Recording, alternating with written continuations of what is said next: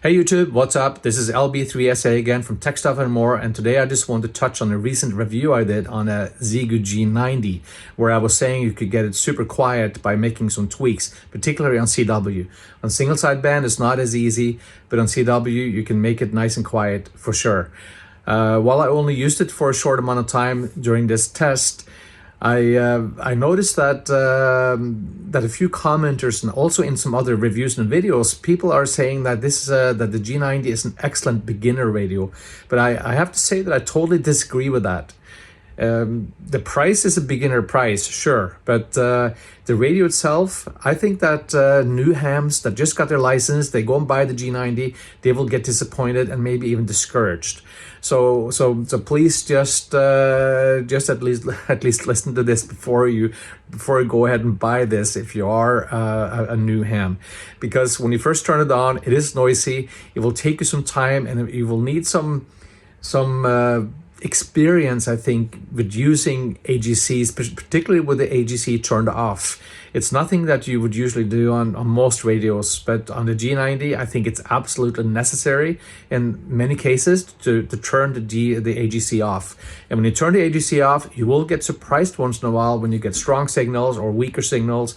You have to work with the volume and the RF gain all the time, and also maybe some other settings. So listen up. It's just not a beginner radio.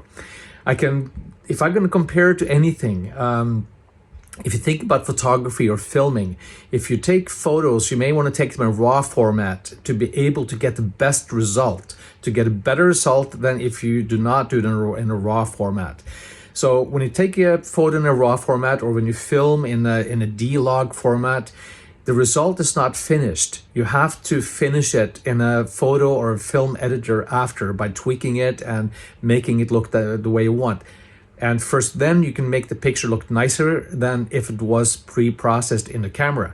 So this is the way I feel also a little bit about the G90, that the G90 is a raw SDR receiver, and it gives you a very raw output, and you have to work with that to make it sound the way you want. And of course, if you're a casual operator and you just want to turn the radio on and have a few QSOs, this might not be the radio for you.